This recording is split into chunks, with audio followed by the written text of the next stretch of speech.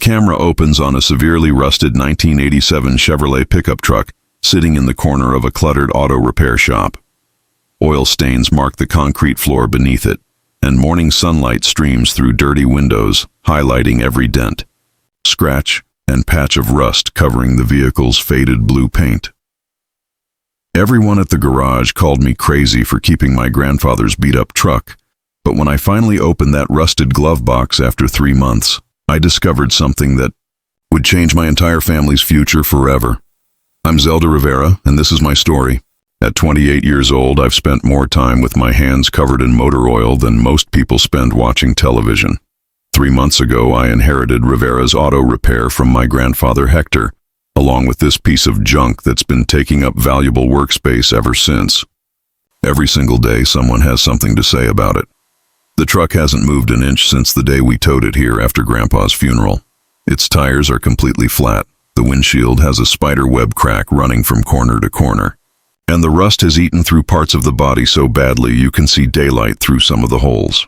The engine seized up years ago, and honestly, it looks like something that belongs in a junkyard, not in a working auto shop. But here's the thing about my grandfather that most people didn't understand. Hector Rivera never kept anything unless it served a purpose. He taught me everything I know about engines, about business, about life. When other little girls were playing with dolls, I was learning to change spark plugs and adjust carburetors. He always said I had the best mechanical instincts he'd ever seen, better than any of the men who worked for him over the years. My younger brother Cisco works here with me, and he brings up scrapping the truck at least twice a week. My uncle, Benton, who wanted to inherit the business himself, stops by every few days to remind me that keeping the truck makes me look unprofessional. Even our regular customers have started making jokes about it. Mrs. Henderson from down the street actually asked me last week if I was planning to open a museum for automotive failures. The other mechanics in town think it's hilarious. They call it Rivera's Rust Bucket, and I've heard them telling customers that the new owner of Rivera's Auto Repair can't tell the difference between a classic car and scrap metal. It hurts because these are people who respected my grandfather, but they seem to think I'm just some sentimental girl who doesn't understand business. Every morning when I unlock the shop, I see that truck sitting there like a giant question mark. Part of me wants to prove everyone wrong, but another part of me is starting to wonder if they're right. Maybe I am being foolish. Maybe grief is clouding my judgment. Maybe I'm not cut out to run this place after all. But I keep hearing Grandpa's voice in my head, something he told me the last time we worked on a car together. He looked at that old truck and said, "That old truck has more stories than a library, mija. Don't ever let anyone tell you it's worthless." At the time, I thought he was just being nostalgic. Now I'm not so sure. What I didn't know was that everyone's mockery was about to turn into something else entirely. Because sometimes the things that look the most worthless on the outside are hiding the greatest treasures on the inside. And my grandfather, even in death, was about to teach me the most important lesson of my life. Let me tell you about the Rivera family and how we ended up here. My grandfather, Hector Rivera, opened this auto repair shop in 1963 when he was just 22 years old. He'd learned mechanics in the Army and came back to our small Texas town with big dreams and calloused hands. For 60 years, Rivera's Auto Repair has been the heartbeat of Main Street, fixing everything from farming equipment to family sedans. I practically grew up in this shop. While other kids spent summers at camp or playing video games, I was here learning the difference between a Phillips head and a flathead screwdriver. Grandpa taught me that engines have personalities just like people. Some are temperamental and need gentle coaxing. Others are workhorses that just keep going no matter what you throw at them. By the time I was 16, I could diagnose most problems just by listening to how an engine sounded. My younger brother Cisco is 4 years younger than me and works here too, but he's always been more interested in the business side than getting his hands dirty. He's good with customers and handles most of our paperwork, but he never had the same passion for actually fixing things that I did. Cisco is practical to a fault, always looking at the bottom line, always trying to maximize efficiency. Then there's Uncle Benton, my grandfather's oldest son. Benton worked here for 30 years, expecting that he'd eventually take over when Grandpa retired. He's a decent mechanic, but he never understood that running a business requires more than just technical skills. Grandpa used to say that Benton saw customers as problems to solve rather than neighbors to help. When Grandpa left the shop to me instead of him, Benton was devastated.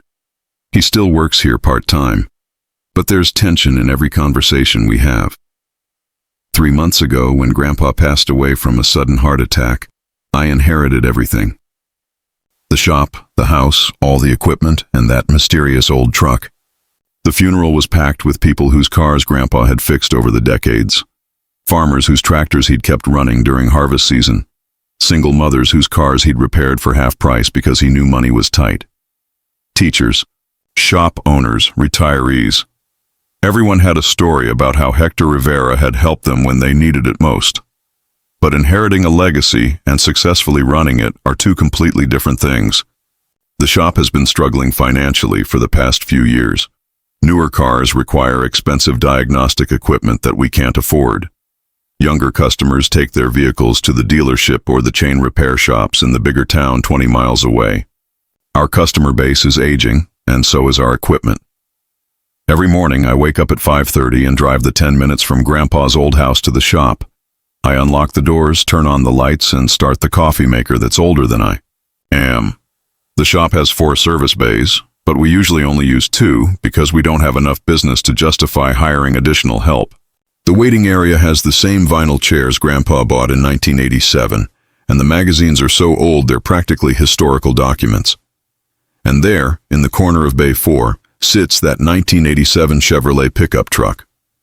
Every single day, it's the first thing I see when I turn on the lights. The truck is massive, taking up space we desperately need. Its presence affects everything we do. We have to maneuver around it when we're moving equipment. Customers ask about it constantly. It's become the elephant in the room that everyone has an opinion about. Honestly, I'm exhausted. I'm grieving my grandfather, trying to prove myself as a business owner, dealing with family tension, and fighting to keep a 60-year-old business alive in a changing world. Some nights I lie awake wondering if I made a mistake leaving my job at the dealership in Houston to come back home. I had a steady paycheck there, benefits, and respect from my colleagues. The last conversation I had with Grandpa keeps replaying in my mind. It was a Tuesday afternoon, and we were working on old Mrs. Peterson's Buick when he suddenly stopped and looked at me seriously. He said, "Zelda, mija, I want you to promise me something. When I'm gone, don't let anyone rush you into decisions about things I've left you. Sometimes the most valuable gifts take time to unwrap." I promised, but I had no idea what he meant. That truck has been sitting in our garage for 3 months now, and I've never once opened the glove box. I've walked past it hundreds of times, cleaned around it, even sat in the driver's seat a few times when I needed to think. But something has always stopped me from going through Grandpa's personal belongings. Maybe it's grief, maybe it's respect, or maybe it's fear of what I might find. But the pressure is mounting every single day, and I'm starting to wonder if everyone else is right. Maybe I am being foolishly sentimental about a worthless truck. It was a Thursday morning when everything came to a head. I was under the hood of a Ford pickup trying to diagnose a transmission problem when I heard unfamiliar voices in the main bay. I rolled out from under the truck to see Uncle Benton, talking to a stocky man in coveralls carrying a clipboard. The stranger was walking around Grandpa's truck, taking notes and occasionally tapping the metal with a small hammer. Uncle Benton called me over with that tone he uses when he thinks he's being helpful. "Zelda, this is Vernon Koss. He runs Koss Scrap and Metal Recycling over in Millerville. I asked him to come take a look at the truck and give us a fair assessment." Vernon looked at me with the kind of smile that's all business and no warmth. "Miss Rivera, I'll be straight with you. This vehicle has some decent scrap value. I can offer you $800 cash and I'll haul it away today. No paperwork, no hassle." Before I could even respond, Cisco appeared from the office with a calculator in his hand. $800 would cover our insurance payment this month, plus we'd have the extra workspace. He gestured toward the corner where the truck sat. "We could fit another lift in that space, maybe take on bigger jobs." Uncle Benton nodded enthusiastically. "Your grandfather was a sentimental man, but sentiment doesn't pay the bills. We've been struggling financially, and this has found money." I found myself getting defensive. which seemed to prove their point that I was being irrational. He left it to me specifically. Not to the business, not to the family. To me. There has to be a reason for that. Vernon Koss shrugged and handed me his card. Ma'am, I see this kind of thing all the time. Family members get attached to old vehicles for emotional reasons. But at the end of the day, metal is metal. This truck's got maybe 1,000 pounds of steel and some aluminum parts. That's its only real value. Word travels fast in a small town. By Friday afternoon, it seemed like everyone had an opinion about what I should do with the truck. Mrs. Henderson stopped by to get her oil changed and made a point of telling me that her late husband always said you can't run a business on feelings. The mailman Carl mentioned that his nephew could probably give me even more money for it than the scrap dealer. Even Pastor Williams from the Methodist Church felt compelled to share his thoughts about letting go of earthly possessions. The worst part was when potential customers started commenting on it. A woman from the next town over brought her SUV in for brake work, took one look at the truck, and asked if we were the kind of shop that fixes cars or collects junk. She ended up taking her vehicle somewhere else. Another customer, actually, asked if he was at the right place because the truck made the shop look unprofessional and disorganized. That weekend, I sat down with our books and the reality was sobering. We were behind on 3 different payments, our insurance was due in 2 weeks, and one of our diagnostic machines was starting to malfunction. The $800 from scrapping the truck would solve our immediate problems. More importantly, the extra workspace really could allow us to take on larger jobs that we'd been turning away. Monday morning brought the conversation I'd been dreading. Uncle Benton arrived early before we opened, with a serious expression I'd rarely seen. Zelda, we need to talk. I've been patient because I understand you're grieving, but this truck situation is becoming a real problem. You're making decisions based on emotion instead of logic, and it's affecting the whole business. He paused, and I could see he was choosing his words carefully. If you can't make the hard choices that running this place requires, maybe you shouldn't be running it at all. That's when he dropped the bombshell. I've been talking to a lawyer about buying out your shares in the business. Your grandfather may have left you the majority ownership, but he also gave me and Cisco minority stakes. If we can prove you're making decisions that are detrimental to the business, we might have grounds for a buyout. My heart started pounding. The idea of losing not just the truck, but the entire shop, everything Grandpa had worked for, everything he'd entrusted to me was terrifying. What hurt most was Cisco's reaction. When I looked at him for support, he just stared at his shoes. I don't want to go against you, Zelda, but honestly, keeping that truck does seem kind of embarrassing. People are starting to talk, and not in a good way. Maybe Uncle Benton has a point about making practical decisions. The betrayal stung because Cisco had always been my ally, even when Uncle Benton questioned my abilities. That night, I couldn't sleep. I kept walking to the kitchen window that faces the shop, looking at the silhouette of that truck through the glass. Part of me was furious at everyone for not trusting my judgment. Part of me was hurt that my own family was questioning my ability to run the business. But the biggest part of me was starting to wonder if they were right. Maybe I was being foolish. Maybe grief was clouding my judgment. Maybe keeping the truck was just my way of avoiding the reality that Grandpa was really gone. By Thursday, Vernon Koss had called 3 times, each time increasing his offer. First $900, then $1,000, finally $1,200 cash. Uncle Benton made sure to mention each call, adding his own commentary about how rare it was for scrap prices to go up like that. The market doesn't usually work in your favor twice, he warned. If you wait much longer, the offer's going to go back down. Friday afternoon brought the final straw. A reporter from the county newspaper showed up, wanting to do a story about local businesses adapting to changing times. She took photos of the shop, interviewed some customers, and then asked about the truck.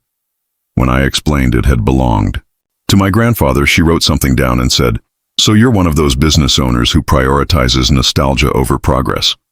The next week, that exact phrase appeared in the newspaper article, along with a photo of the truck labeled as an example of businesses that struggle to modernize. Standing in my shop that Friday evening, looking at that truck while my family's Words echoed in my head.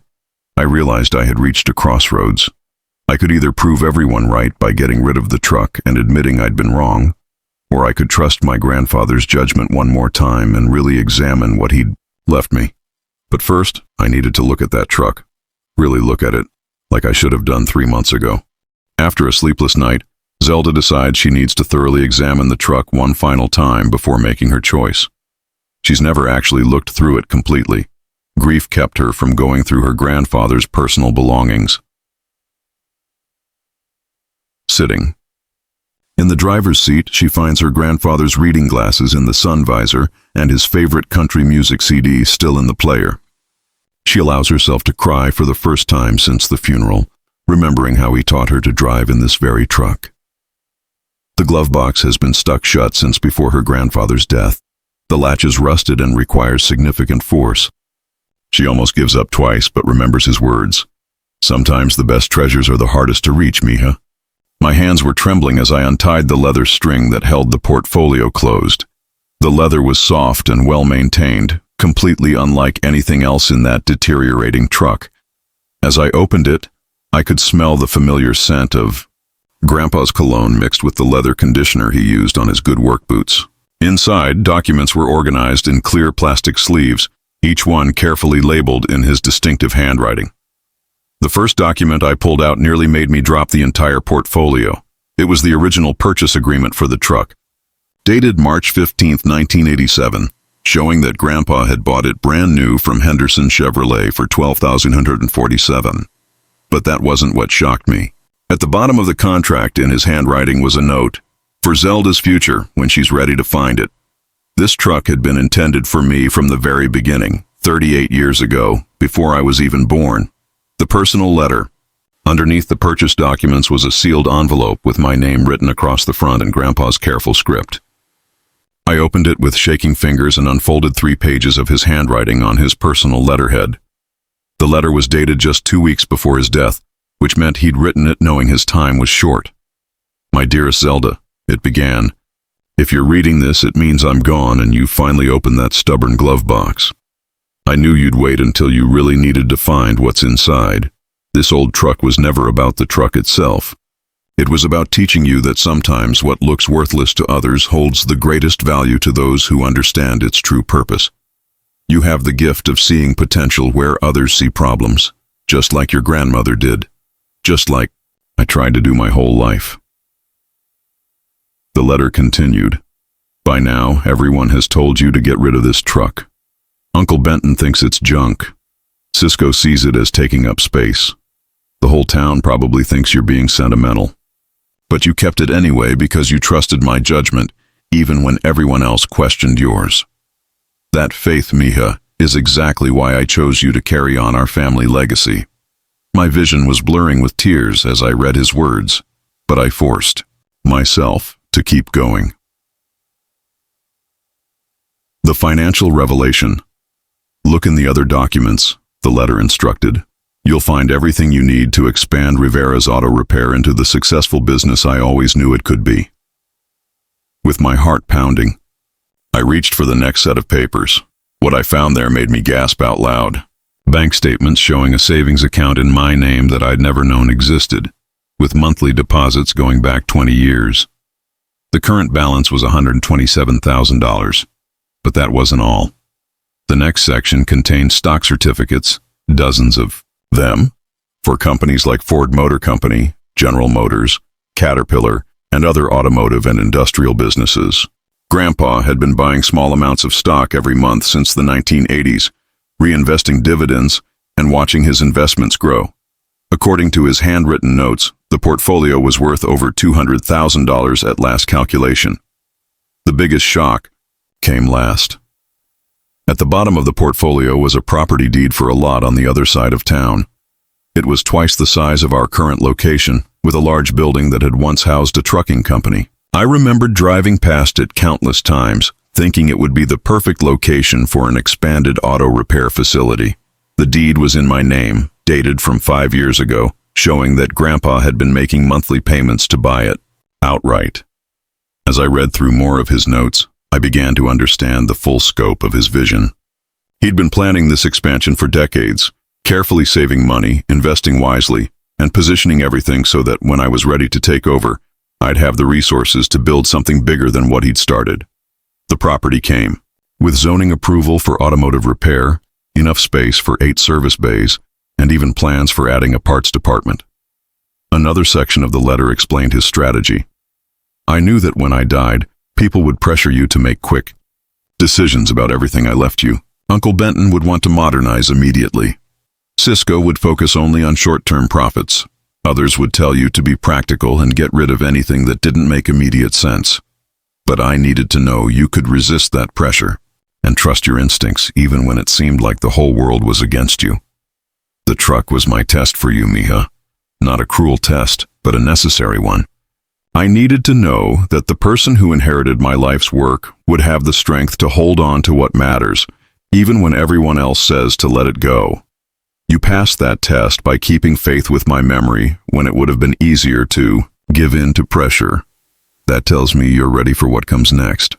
The final pages contain detailed instructions for everything, contact information for his financial advisor, who had been expecting my call, the name of the contractor who'd drawn up expansion plans for the new property, even a list of equipment suppliers who'd been waiting to hear from me. Every detail had been planned and prepared, waiting for the day I'd finally open that glove box and discover the truth. I sat in that rusted truck cab, surrounded by documents worth hundreds of thousands of dollars, and realized that my grandfather had orchestrated everything. The struggling finances at the shop, Uncle Benton's pressure, even the timing of the scrap dealer's visit.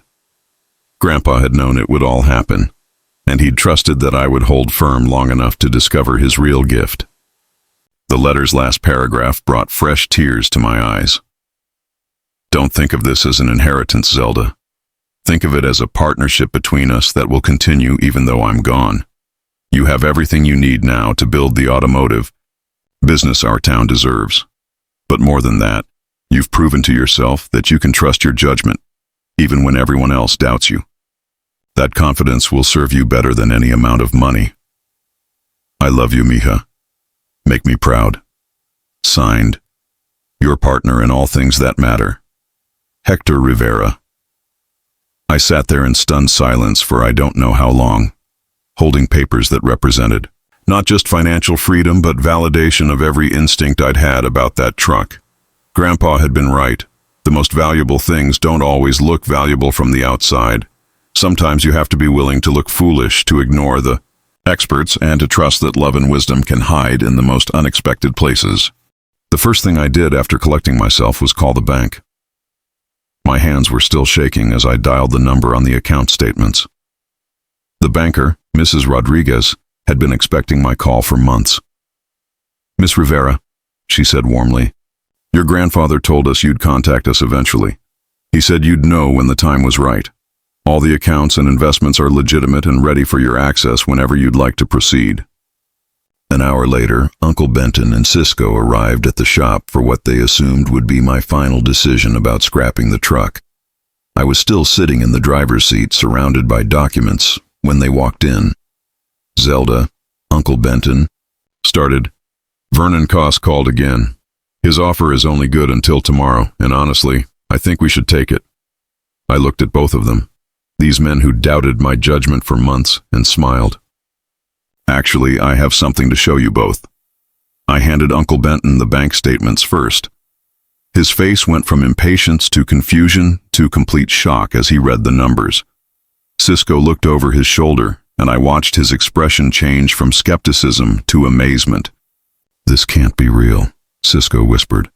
"Grandpa had all this money and never said anything?" I handed him the property deed next, and he nearly dropped it when he saw the address. "That's the old Morrison Trucking building. Do you know how perfect that location would be for expansion?" Uncle Benton was silent for a long time, studying every document with the thoroughness of someone who couldn't believe what he was seeing. Finally, he looked up at me with tears in his eyes. "Zelda, I owe you the biggest apology of my life. I've been pushing you to make a decision I was sure was right. But your grandfather was always smarter than the rest of us. He knew what he was doing when he left you in charge." He paused, struggling with his words. I was angry about not inheriting the business, but now I understand. He wasn't just leaving you a shop. He was leaving you the tools to build something none of us could have imagined. My brother sat down heavily in one of the waiting room chairs. I feel terrible, Zell. All those times I joked about the rust bucket, all those times I supported getting rid of it. Grandpa was testing us, wasn't he? Testing whether we'd trust him even when we couldn't see the bigger picture. I nodded, thinking about how many times I'd almost given in to their pressure. He knew everyone would want me to scrap it. The test wasn't about the truck. It was about whether I'd have faith in his judgment when it seemed like the whole world was telling me I was wrong. Within 6 months, Rivera's auto repair underwent a complete transformation. Using Grandpa's carefully planned resources, we moved operations to the larger facility across town. The new location had 8 service bays, a modern diagnostic center, and enough space for a parts department. We hired 6 additional mechanics, including 3 women who'd been struggling to find work at other shops in the area. The original location became our specialty restoration shop, where we brought classic cars and trucks back to life. The expansion created jobs for 23 people in our small town. We started a training program for high school students interested in automotive careers, with a special focus on encouraging young women to consider the field. The program was funded through a scholarship fund I established in Grandpa's memory. Local farmers brought us their equipment for repair, knowing we had the space and expertise to handle larger jobs that we'd previously had to turn away. Grandpa's old truck got a place of honor in the showroom of our new facility. We restored everything except the Glovebox, which I left exactly as I found it, complete with the scratches from my desperate attempts to open it. A small plaque next to it reads, "Sometimes the greatest treasures are hidden in the most unlikely places." This truck taught us that faith, patience, and family wisdom are worth more than gold. Customers often ask about it, and I love telling them the story. The experience changed me in ways that went far beyond financial security. I learned to trust my instincts even when everyone else disagrees with me. I discovered that sometimes the people who love you most will question your decisions, not because they don't believe in you, but because they can't see what you see. Most importantly, I learned that real leadership sometimes means standing alone until others can catch up to your vision. Our success story spread throughout the county and beyond. Other small business owners started reaching out for advice about expansion and family succession planning. I began speaking at business conferences about trusting intuition over immediate practicality. The local Chamber of Commerce featured us in their newsletter as an example of how traditional businesses can grow while honoring their roots. Uncle Benton became one of my most trusted advisors, his initial resentment replaced by genuine respect for both my leadership and Grandpa's foresight. Cisco evolved from skeptical brother to enthusiastic business partner, handling our expanded operations with skill and dedication. We all learned that Grandpa's greatest gift wasn't the money or property. It was teaching us that love sometimes looks like letting people make their own mistakes and find their own way to wisdom. 5 years later, Rivera's Auto Repair employs 47 people and serves customers from 3 counties. We've restored over 300 classic vehicles and helped launch the careers of dozens of young mechanics. But every morning when I arrive at work and see that old truck in our showroom, I remember the most important lesson of all: never underestimate the value of something just because others can't see its worth. My grandfather used to say that the best gifts come wrapped in the strangest packages. That rusty old truck was the strangest package I ever received, but it contained everything I needed to build the life I never dared to dream of. He taught me that faith isn't about being certain of the outcome. Faith is about holding on to what matters even when letting go seems like the smarter choice. If this story taught you something about trusting your instincts or seeing value in unexpected places, I'd love to hear about it in the comments below. Have you ever held on to something that others thought was worthless, only to discover its true value later? Share your story with our community. And if you enjoyed this video, please hit that like button and subscribe for more stories about finding treasure in the most unlikely places. Sometimes the best inheritance isn't money or property. Sometimes it's the wisdom to see potential where others see problems, and the courage to act on that vision even when you're standing alone.